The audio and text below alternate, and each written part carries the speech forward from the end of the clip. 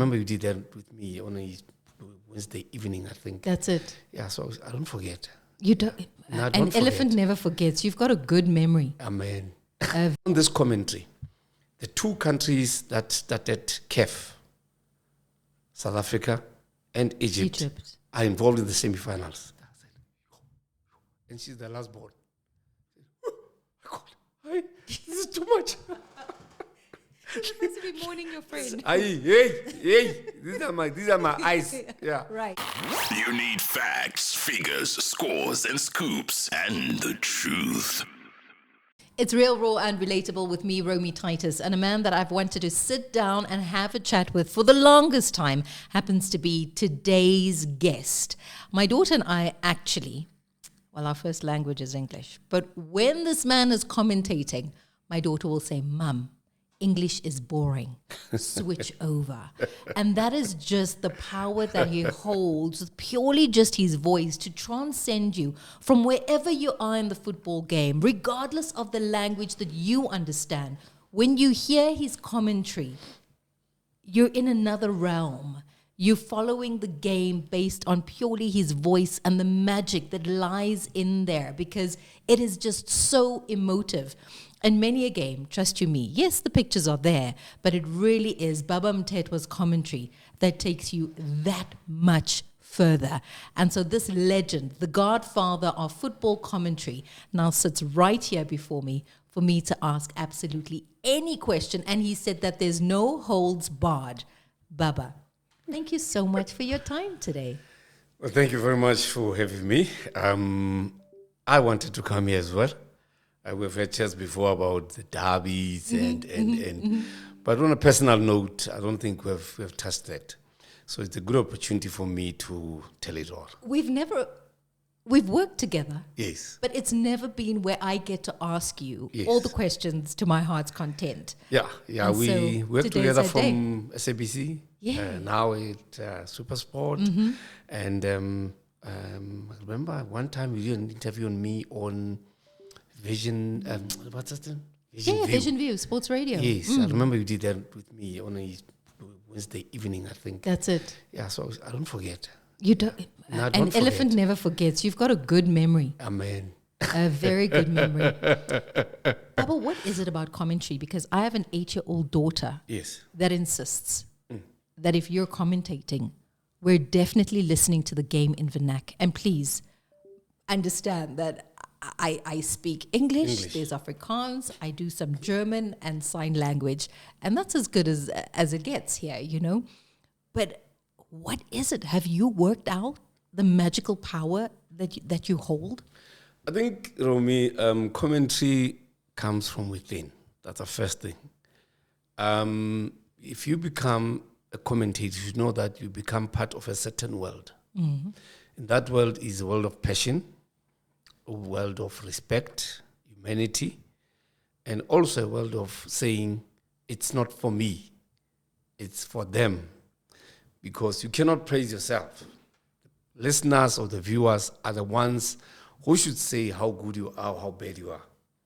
So I was taught by some of the greatest in the industry that never think that if maybe 10 people come to you and say, hey, your commentary is too good, you think that now you have arrived. You never arrive, because commentary has been there before you're born, and you'll die and leave it there. Everyone will come with their new trends, new styles, and make sure that it continues to happen. So for me, the commentary world, it's a world whereby when I get into it, I become another animal. Are you in a trance? Yes, I go to another world. One day, if you can see me sitting in the booth doing commentary, I can't even hear anything else. The only thing I can hear is the crowd. No, I know that, because often It's we a do crowd. sound check and already Yes. you're transcending to the other Into realm. that, yes, yeah. So already, when I do that, you should know I'm already in that spirit, and nothing's gonna take me back. I'm going to like go into that mode until minute 95 or 8 or 100 when the game is done. Then I go back to my usual self. Baba, was it you that told me you need a cold beer after Yes. Yes. after a A game? cold beer that's the trick after commentary, because it breaks the tension in your body. And you know what alcohol does to you. It brings back the adrenaline again, but it really takes your spirits down. Yeah. And So you need, it's almost like it's a drug, Baba. So the way you're explaining this to me is... I like that drug part. Yeah, it's a drug. So, I mean, you're busy getting high, right? You come very high. Yes, when you've done your research, you've done everything. That is sort of your nyaupe, if you would. And just on that, God blessed me with a retentive memory. That's how you get to remember everything. That's why I remember everything. When I do commentary, I don't read. If you've written it, you've remembered it. If I have researched it, I'll go through it maybe once or twice or 3 times. When I sit down on the chair and I see that player, it all comes back. Oh, I like all of you, it. Baba. I've been so lucky to have a memory like that. And some people don't understand how would I probably manage to talk about 6-7 players in one game and give full stats. Yeah. Whereas some people just maybe choose 1 or 2 players. Because the memory is not as photographic. Yeah, but then they have to write and read. Yes. Yeah. I would write maybe a keyword. Then after that, then I would know I'm going. Keyword, then the file opens. Opens. All the information. For an example, download. as an example, Friday, tomorrow I'm doing Sundowns and Al Ahly. Yes. Already this morning, I woke up and I had a look on a few things. I can still remember a few things I read about today, you know. And last night, something came to my head, said, it's Africa month next month. Yes, it is, May. On the May. 25th. Yeah. Okay, fine. The final is played around June. Okay. I won't have a chance to talk about Africa Day. On this commentary, the 2 countries that started CAF, South Africa and Egypt, are involved in the semifinals. The other 2 are not there, which is Egypt and Sudan, which is Ethiopia and Sudan are not there. But Sudan had a team in the quarterfinals, Al Hilal. They lost. So now, I want to create a story around that. So I read through that already, and when I talk about it on Friday, I talk about 1957 when CAF started and when the first AFCON was played, and then infuse club football into the CAF story. Baba, look at you. All right. Then from there, then I'm saying, remember we always say Cape to Cairo, Cape to Cairo. Yes, these games, Pirates, Pyramids, Sundowns, Al Ahly, it's Cape to Cairo. Yeah. Because it's South Africa and Egypt, the 2 powerhouses of football, the 2 powerhouse economies, okay? And both of us are good when it comes to tourism. Egypt is good with tourism, we are good with tourism. I can mention the Nile River, I can mention the pyramids, I can mention Mount Sinai, I can mention Kruger National Park, Table Mountain, the mines, everything. Endless, yeah. And then, the last part, I'm going to go through the cities, major cities of Africa, from Cape Town to Cairo. To Cairo. Starting from Cape Town What a beautiful story. to Luanda, to Gaborone, to Brazzaville, and then go up like that. Yeah. Continue, it's even further. Correct. Benin, it's even further. Yeah, just here, DRC, Lubumbashi, or maybe Kinshasa, then go to Kenya, Nairobi, all of them. It's all in my head now. I know. Going to and you're rehearsing here already. You know, I'm trying to show you what I just told you, that my memory, that's how it works. Yeah. You see, I'll go to Bangui, Central African Republic. I'll go to N'Djamena, Chad. I'll go to Niamey, Niger. Then go to the west, which is Bamako, Mali, Abuja, Nigeria, Accra, Nigeria, and until we reach the desert, which is Algeria, okay, Morocco, Tunisia, and then Sudan, South Sudan, and then Egypt. Amazing, Baba. Over the Nile River. So you into spend Egypt. all your time prepping, and this is basically how you get high. Yes. So this is your drug. You take a little bit every day. That's the research, right? But the time you get into the commentator's booth, it's a time to get high. Yes. You get high. And you're right, because if you remember, Thabo Mbeki, a while ago, in 2009, he did that I'm an African thing, poem. I use that as well into my commentary on a day like tomorrow. That as Africans, because we're celebrating our day next month, it's time that we say, if you travel from Cape to Cairo, this is what you're going to meet along the way on the African continent. The rivers, the mountains, the glades, the wild animals, okay, the deserts, Kalahari, Sahara, as you go up, and everything that goes with Africa. This is who we are in football terms. How do you get the ideas, though? Because It just comes. it's one thing to commentate, right? You arrive, you do your prep, you commentate, because what you basically need to do, it is theater of the mind. Like I said, it's a different realm. Even we feel it. And like I said, Sesotho is nowhere near anywhere, But I grasp some words and I get the action and I feel it more by listening to you. So if it is that I don't speak the language, yet I have a deep appreciation, maybe the English commentary for me is I don't know. It is also a story. However, your storytelling seems to be different. And hence I ask, where do the stories come from? I mean, is it something you sit down and deliberately think about and do? Is it something that comes to you? Is it just where you have that hyperactive memory or brain where what you take in, you retain until it is that you can join the dots and create a story? Where does the love and this deep storytelling come from? I think it comes from the passion of what I do and the love for football and the appreciation of being alive in Africa. Very important. I don't live in Europe. I cannot talk about Europeans. No. I'll talk about Africa because I live here. And I try to create African stories like I was taught many moons ago when I started broadcasting. One man called Simon Magazela told me that when you tell African stories the way Africans would want to see, hear the African stories being told. In their language. Yeah. Use the following: language, beat, color, rhyme, rhythm. Those 5 will make a good commentator to tell an African story. Unlike if you go to Europe, it's different. They have their own way of telling. They have their own pulse, their own beat. Of telling a story. The Arabs have got their own way of telling their story. South America, Asia, Americas, everyone's got their own way. But with Africa, if you look at any flag on the continent, 55 countries, look at the colors of the flags. Start in West Africa, colorful colors, yellow, green, red. Then others have got white, blue, all those nice colors. We don't have dark colors, but black and nice colors. Look at Nigeria, it's got emerald green and white. Yes. It's very conspicuous. You won't miss Nigerian flag, that this is a Nigerian flag.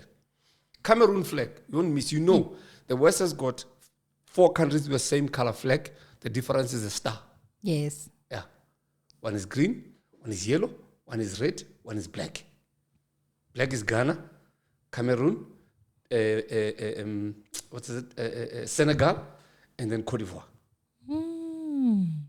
Only the star is the difference. But the same design, same red, yellow, green, but different star in the middle, on the crest of the flag. So that color has got a meaning to us as Africans. So I, for one, when I tell African football stories, I infuse that with who we are. And in my mind, I always remember that, you know what? Before I become a commentator, I'm a human being. I'm a son of the soil. And being son of the soil means I need to serve the soil very well and nourish the soil. So that one day when I leave this thing, the soil is well nourished. Somebody can just come and water the soil. Yeah, and make it grow. I like that, Baba. See. I like that. You say something very profound. You're alive. Yes. Because I think you have first-hand experience of what it is to cling on to life. You don't want to know. Yes, you're right. I thought I was going, actually. 2021, I was at work. in the gallery, and I was during COVID time, and I just felt a sharp pain on my left leg. It's just on my shin, but behind, and on my fibula, actually. Okay. Yeah. What's a sharp pain? And then, for some reason... So you're commentating? Yeah, I was commentating. You're at work. You're busy. I was like busy. You're in the other realm when this pain hits. Yeah, and then there comes a pain. What's this pain? I had to hold on to my leg whilst commentating. At some point, then I switched off my mic because the pain was too much. That bad. Yeah. And then I said, okay, fine. All right, let me contain myself. But I could hear that I want to cry. It was because of the pain. Yeah, it was so bad. This is the first time you're experiencing the pain. Yes, the pain wasn't like, hello, I've hello, never. hello. No, first time. It hallowed that day. That day, and that was the beginning of hell. Yeah.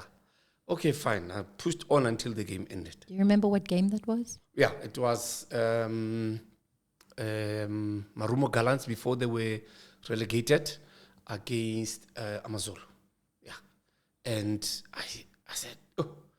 Next door it was Reggie, and I knocked on, you know how the galleries are? Yes. You can knock most, yeah. And said, what's wrong? I said, hey, come here.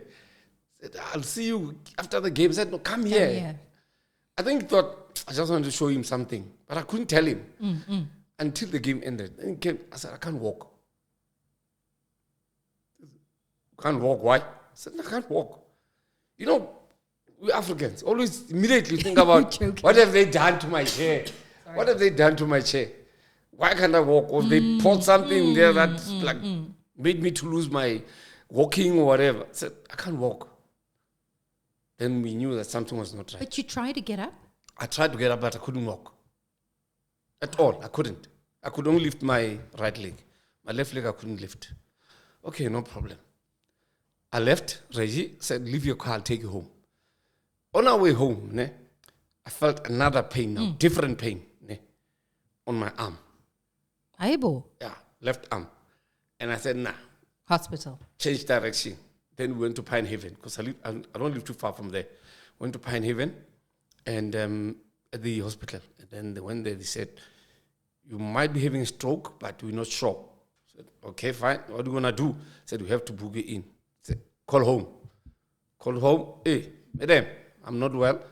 Where are you? Pine Haven. How did you get there? And Reggie brought me here. Okay, fine. Then got there and then they said, nah, we're going to book you in. First night, they sedated me for pain. The following morning, around 4 o'clock in the morning, came up again. That's when Dr. Muganzi came. And he looked at me and did some tests, bloods and what. He said, nah. Inside your leg, there's something that is moving up and down your leg. But you don't know what it is. Yeah. And what are you thinking it is? Because now this is freaking me out. I didn't know. And then my leg started changing color to purple. Yeah. Like sudden, like overnight. Purple. The whole leg from the knee down. Pain purple. They tried to use some things and just didn't change. After that turned black. Like black. But then he said, are you diabetic? I said, yeah, I am diabetic. He says, for how long? Since I was 4. That's when I knew that I was diabetic. Before I even went to primary school. Yeah. And then but it's strange. It's strange. If you're diabetic, you should have probably had a wound on one of your toes or on your foot. And then that would determine what's happening. But if it starts on your fibula, on the inside of your leg, then there's a problem. Okay, they did them tests and eventually they found out that it's not my sugar.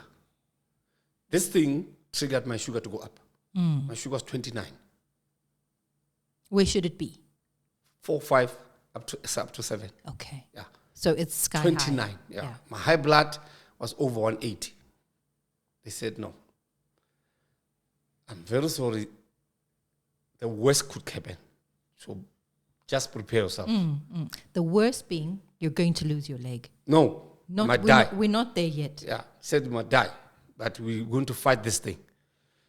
Then another doctor came in the morning, some Indian doctor. What's his name again? Raj or something like that. I can't remember. Yeah. He came in, he said, nah. He just said, I must amputate that leg. And then what's going through your mind? What are you thinking? Life. I need to live. Yeah. So I you're need not to live. worried. You're No. not worried about your leg right now. I need to live. And my current wife, who was still my fiancée then, said to me, you have two choices, live or die. I said, live. I said, okay, fine. What are you living for? Because I'm sure you're lying there. You're as confused as the doctors are, right? You're saying the worst could happen. For me, I'm thinking worst is losing your leg, but you're saying no, worst being losing your life. Life, yes. So when you're confronted with that, what are you thinking? Where are you in your state of mind? Scared, very scared. And I think I lost my mind for a moment that, I'm going to be able to walk again. Hey, how will I manage this and this and that? How will I go upstairs in my house? It's going to be a big challenge. Okay. And then at work, how will I manage some stadiums? Stairs at the stadium. Stairs, don't have lifts. Yes. Why am I going to manage this? I just see my world crumbling. But in here, subconsciously, something said, we can manage. You've gone through the worst. You can manage. And I said, okay, fine. And Monica said to me, if you lose your mind now, I'm gone. Because you're going to die. So I don't want to see you dying here. They'll call me that you are dead. They'll call me that you are dead. But I'm not going to see you die here. I'm going to leave. I said, so she said, make a choice. If you're not going to amputate your leg, then fine, goodbye. I'll kiss you and go and bury you after. And you know what? At Supersport, they want to light a candle for you. Yes, we will all go to the auditorium. Memorial and light a candle for you. At SABC also, Yeah, you know the auditorium? She said they light a candle for you after 2 weeks. Ne? Life would have carried on. They move on. But didn't you need that shock tactic?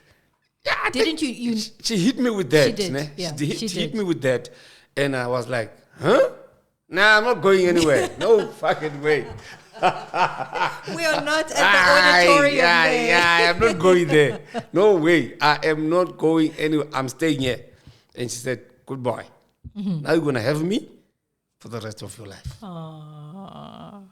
Oh, Papa, that's such a nice story. She said, I'm not going anywhere. Yeah. You're going to have me.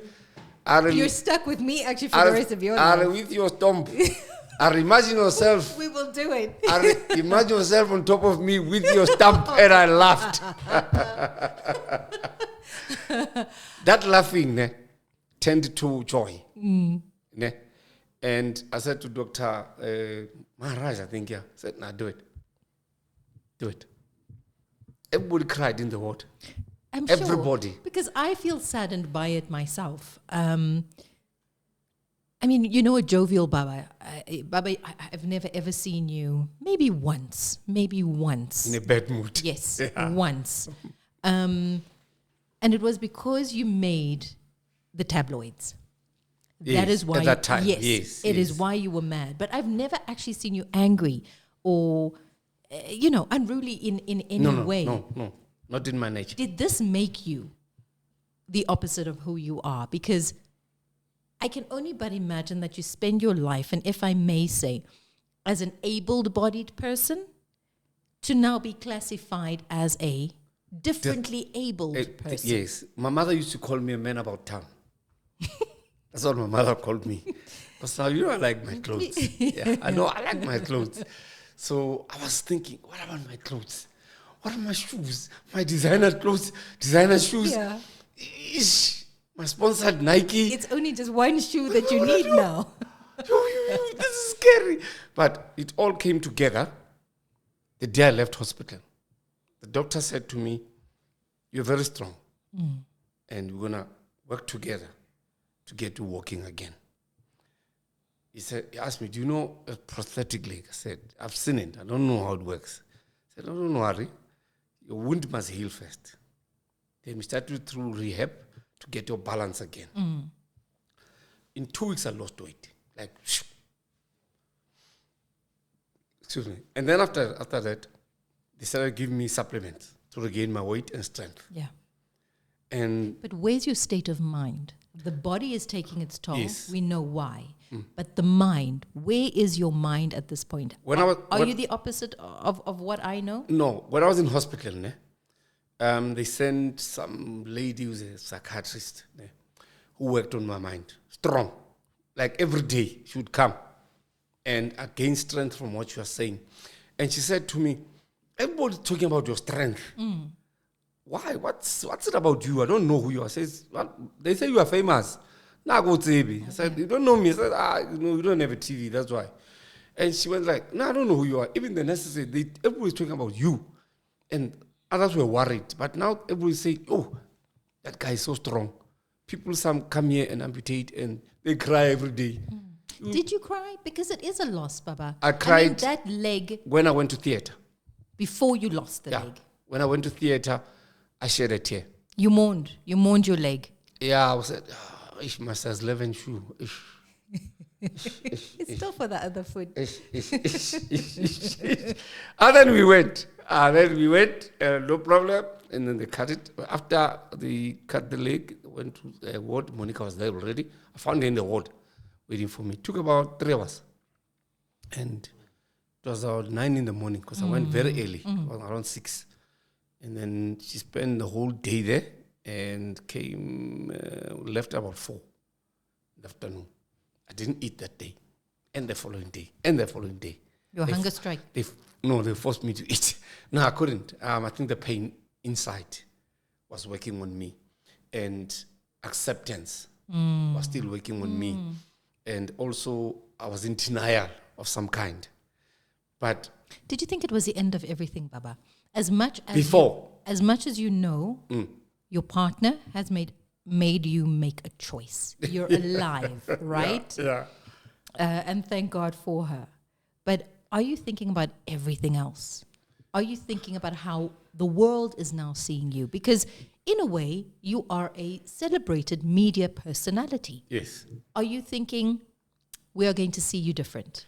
We might not listen to your commentary. You are a has-been. You are disabled. You are no longer, I guess, who you saw yourself to A be. lot crossed my mind about stigma and acceptance again to society, scorn. You're not money. It's not everybody will love you. Some will say, it suits him right. Some will say, sorry. See, pity as well, one of them. Did you worry about livelihood? No. Remember, I have a farm. I know you do. Yeah. But the farm didn't catapult you to fame, if you would. No, didn't. It's your voice. Media it's did, you, and my voice. Yes, correct. yeah. So you're not worried about that, or are you worried about, I'm going to have to give it up? No one's even going to remember me anymore. Sure, I know, but that never crossed my mind. I remember after I came back from hospital, then my EP called and said, how are you feeling? I said, I'm fine.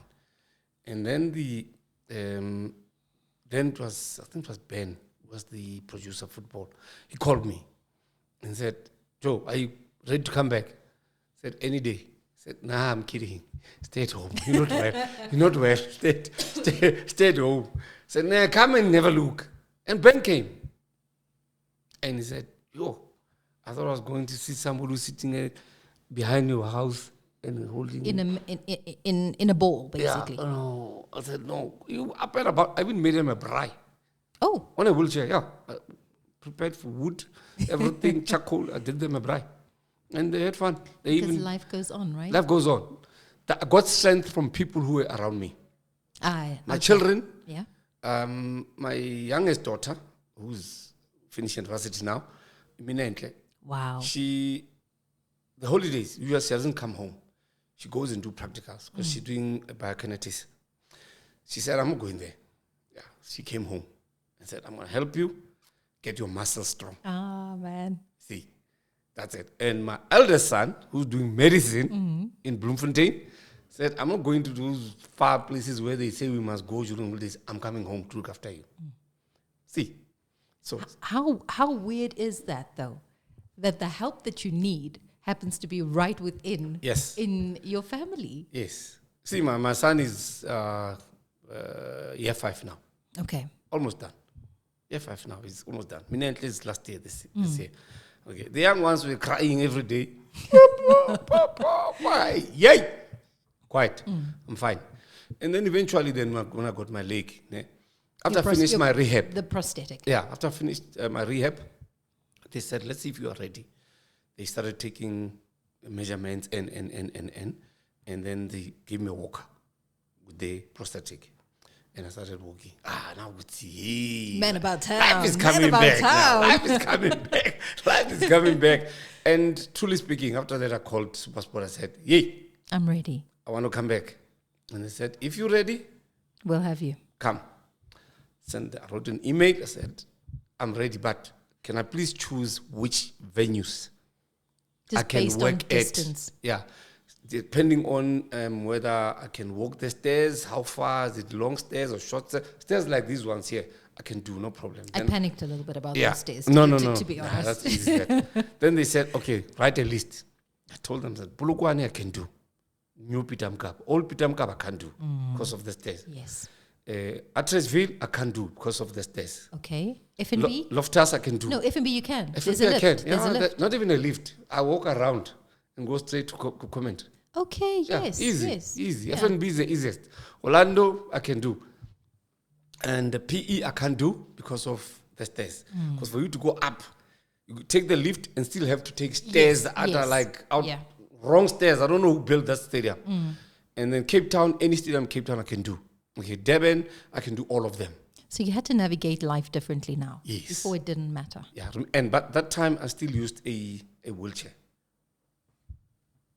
Oh, so you weren't on your prosthetic. I used that prosthetic, quick, but not that fast. to walk that fast with it like I can do now. Then I used mostly a wheelchair. So I had to navigate like flying. If I fly to Durban or Cape Town, But whatever. that is difficult. Yeah. I once did, and it was really just for charity, was to navigate, what is this mall called? On your way to Kempton. Mall of Africa. Green something. Greenstone. There you go. Yeah. So it was for charity, and you had to maneuver your way through Greenstone Mall in a wheelchair. And the mall is full. And I'm in a wheelchair as an able-bodied person. And it was the hardest thing ever.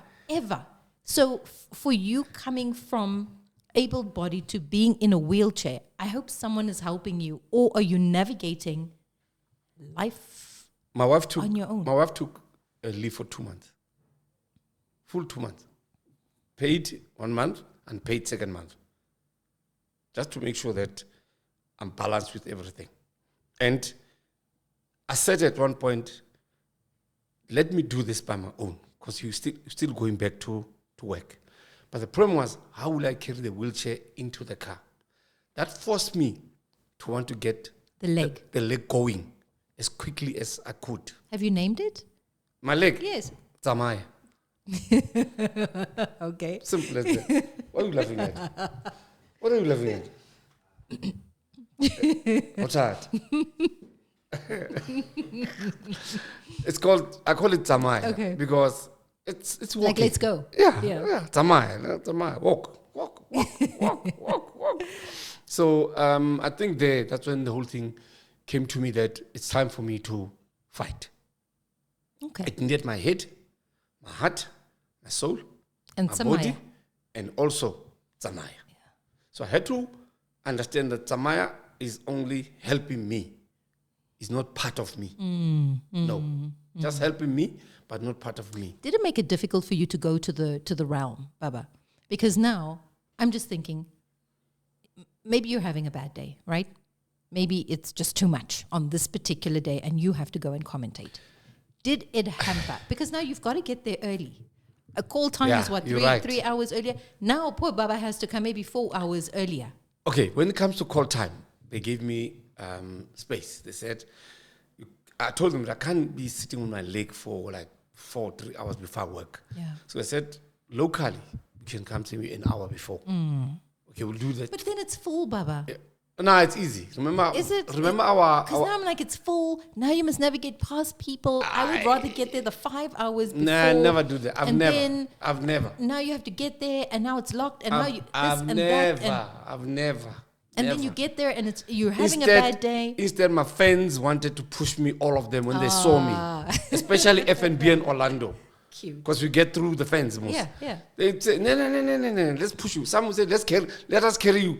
Throw away the wheelchair, we'll carry him. You see, so that's what the human influence spirit. you have on society. Because, somebody can say something bad about your name. It's only that person who thinks bad about you. And probably a small cabal who are friends in your name. Yeah. But the bigger society, that doesn't care who says what about you. They continue life with you like nothing has happened. Instead, they'll protect you. Yeah. You said I was on the tabloids at some point. Yes. Just trying to show getting you. there. Just trying to show you that. Ne? I was on the tabloids for something that I didn't even do, but it's fine. I could see that the person had orchestrated people to write because they knew too much about the story. Then you could see that they were briefed to write. But on the side, you find people who just love this man. They just said a lot of rubbish just to fight back. And that's how I won the fight. I never even once replied. No, you didn't. Kept quiet. You didn't. Kept quiet. Because that's why I said I've only ever seen you upset once, and that was then. And we happened to just pass by each other by chance, actually. And I think I just raised my eyebrows, and you were like, hey, this one also read the stories. But it's also not how you live your life, having known you actually back then married to that particular person. Yeah. For it to spill out the way that it was really uncharacteristic, Yes. So why is it that it made you that mad? And I mean, your personal life is personal, And Personal, so say that again. Yeah. And you've lived like that. I mean, my whole life. I even know of your wedding that happened, back then to that particular person, but it all spills over like that. I think sometimes it's influence. One. Two is, from that side, is I want to hurt him. And where it hurts most is pocket and also fame, fortune, which is pocket, and also association, whereby Nike would say, nah, we don't want you anymore. You bad story. But to hurt you would be hurting your family. It's a bit of a ripple effect, isn't it? But remember yes, that we're person, hurting you publicly, but the hurt extends further than that. It's not just yes. you. Remember, we didn't have children. I had children from previous relationship. And for that, she didn't care. Because it was not going to affect her or her children. No. She had her own children from her own previous relationship. And those children were hers. Okay? And whatever she had written about me there, fine. For her, it was okay. She was going to deal with it and say, it suits him. But what she forgot was one thing. Karma. That person, I'll give a 10 out of 10. Them there, meet him or her. 10 out of 10. You do that to somebody, ne? And life comes back and say, What goes around comes around. And then you wake up. When you wake up, you're on the floor. And where am I? In the sky. See, that's how karma works. Because remember when the story broke out, ne? It was after 2013, after somebody had attacked me, tried to take my car, and I shot him 7 times. But he didn't die. Only to find that there's a bigger story behind the shooting. And it was on Saturday World. And I tried to explain to them, and they didn't want to listen. But I left it at that, and I kept quiet. They wrote the story 4 times, and I kept quiet. No problem, it passed. Then came the divorce part, okay? Then all wrong things were said about me, and I said, it's okay. Yeah. Majabu said to me, keep quiet, I'll talk.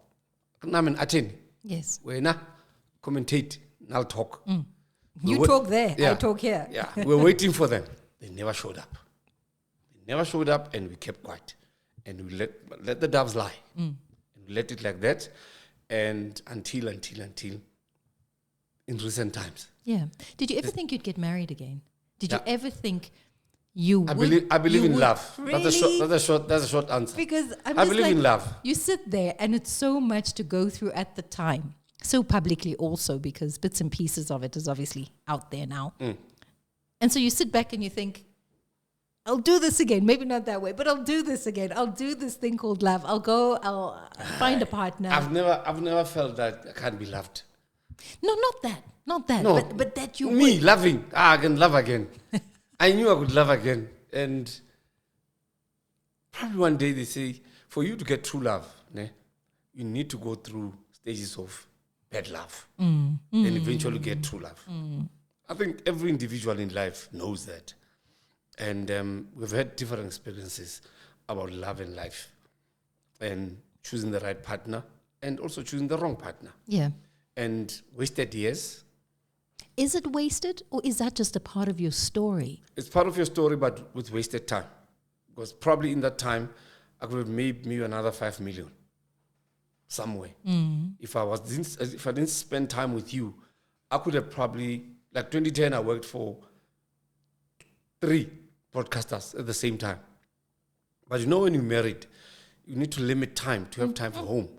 Because at that time, as an example, during the 2010 World Cup, I worked for 2 broadcasters, whereby at 3, 4 in the morning, after the game is ended at 10, I have to be live. Yeah. Because it's across the Atlantic. See, at that time, people are sleeping. I must still be I can't record. They want it live. I must be PE or Polokwane or wherever in the stadium, wait for them to go live that side. When they go live, then they cross to me.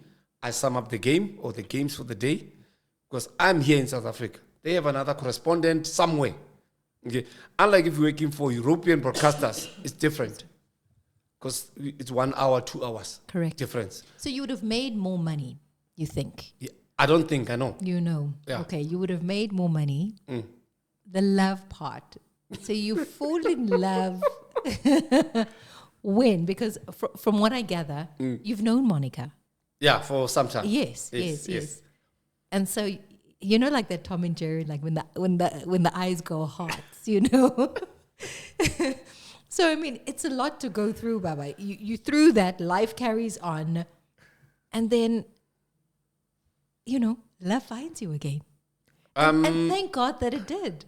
Yeah, look, for an example, I've known Monica for some time now. It's about 10 years now that I've known her. And started like, you know, I remember it was my, I think, 20th anniversary at broadcasting. I invited her brother to the party. It was here at Northcliffe Hotel.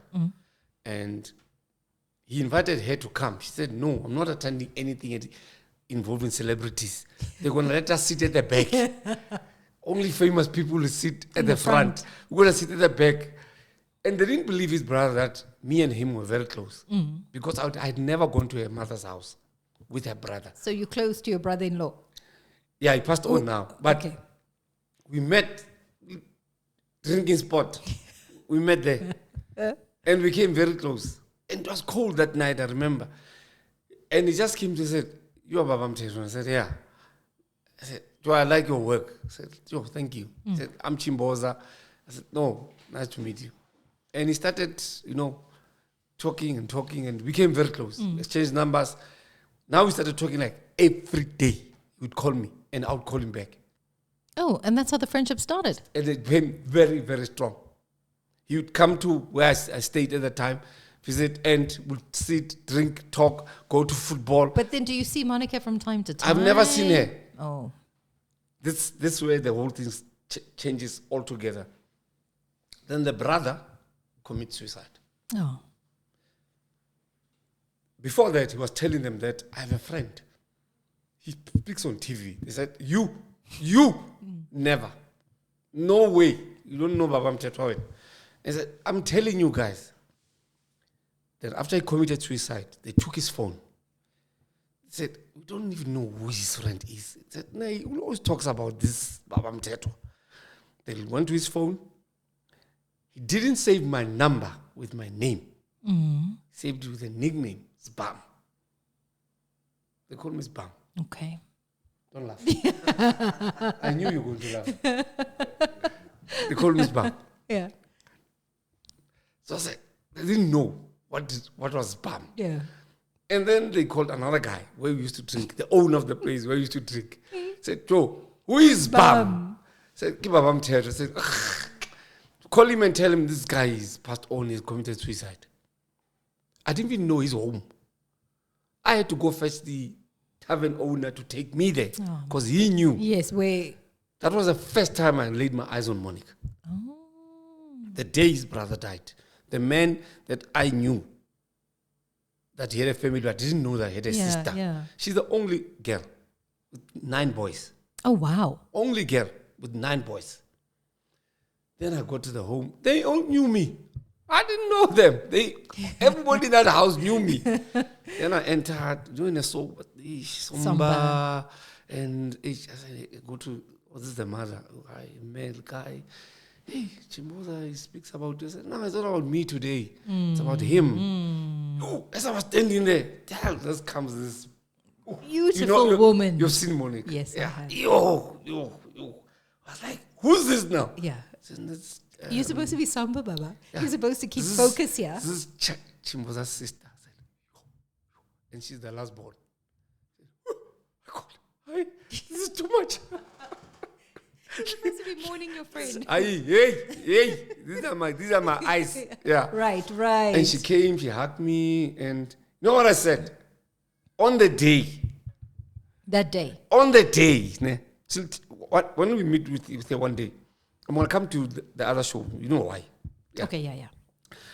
And I said to her, don't worry, I'm here. Don't worry, I'm here. I'm your brother now. And you'll be my wife one day. You said that? Baba, you cheeky. I'm telling you. You're so cheeky. Ask her. She'll tell you.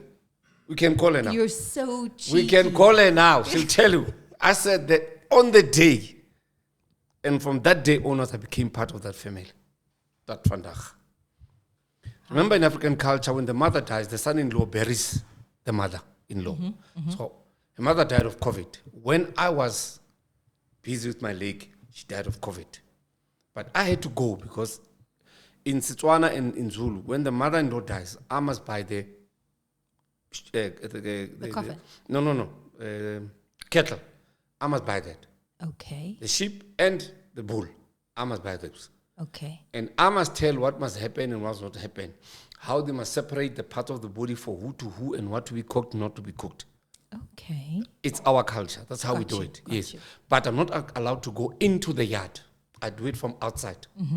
And I don't even eat the food in that whole week until the funeral passes. I can't eat there. Okay. I'm not allowed to go into the yard. I'll stand outside. They'll send somebody, ask him, because I'm the only son-in-law. If there was an older one before me, if there was another daughter. You were officially the son-in-law at this point. I had already paid lobola by that time, yes. But we had not signed and done the magic thing. Not yet. But I was already recognized as the son-in-law because I didn't owe them a cent. You know how we go. Yes. Hey, Mali, Joe. Hey. And they slapped me. Yes. No. Well, good, because you did declare on the brother's deathbed that you're going to marry her. Yeah, but when my mother-in-law died, I thought it was going to change our relationship because she was very close to her. And she once said to me on her deathbed, she said to me, look after my daughter. I chose you to look after my daughter. That's why I agreed. So look after her. You're going to fight and have lots of fight. And me and your father-in-law, late father-in-law, we were married for 47 years. Wow. So I expect you to do the same. And I know you were married before. You're not going to leave my daughter. I want to allow you from my grave. Oh. I was like, hey, this is deep.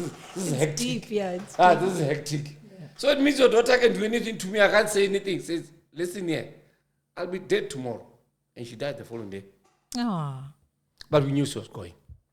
We knew. Sorry, Baba, but she was very sick. I can't help but feel like as you tell your story, that everything is destined. Everything just worked out the way it's supposed to be in your life. Perfectly. Exactly. Perfectly. I mean, perfectly imperfect, if you would. I mean, from meeting your friend to not knowing his family, to already being a part of that family before you even arrived, you know, to meeting your now wife on the day where I think you least expected it because you went to go and say goodbye to your friend, to, I don't know, commentary that I think is your backbone, your pillar, your strength, your escape, you know, which is your gift, but a gift to so many of us who sit and listen to it. They call me Mercury. They should say kryptonite. They call me Mercury. Yeah, I say, why? I say, because you know Mercury. It slips. Yes. Cannot hold on to it. No. And just when you think you can, I'm gone. Yeah. And I just don't think, know why. But it's a beautiful story, Baba. It is such a beautiful story that I want to pick up the book and read the long version. A documentary is coming in a form of a, what do you call it? A docu-series? Not even a docu-series. It's going to be like everyday life. What do you call these things that they do? They called me the other day, these people from MultiChoice. What do you call this thing that they do every day? Emuna. What do you call this thing that they do every day? What do you mean? Well, like a day with... Every day A reality TV show? Reality. English. Yes, Yeah. it left you there. Well, yeah, trusted you. Aye. This one. So reality show, ne? But it's a dossier, but in a form of a reality show. Okay. Whereby day-to-day life, what I do when I wake up, Tuesday, Thursday, I go to the farm. And then after that, other days, what do? I do football. I do other things in life. I have to do Betway because I'm an ambassador of Betway.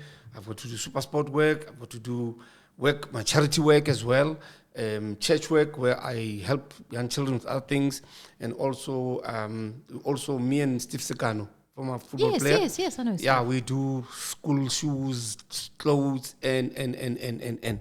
So my day is full. My week is full of everything that I should do. So we're going to do it that way, but also have a sitting where we chat about like we're doing now. You and me. Okay. Something like Okay. that. Very nice. That's the plan. I would watch that. We didn't want to have it like a normal dossier whereby we just sit and talk. No. No, I don't think that would suit you either. There's got to be an element of real and raw and relatable, you know. Even our fights in the house will come. Monica, stop that.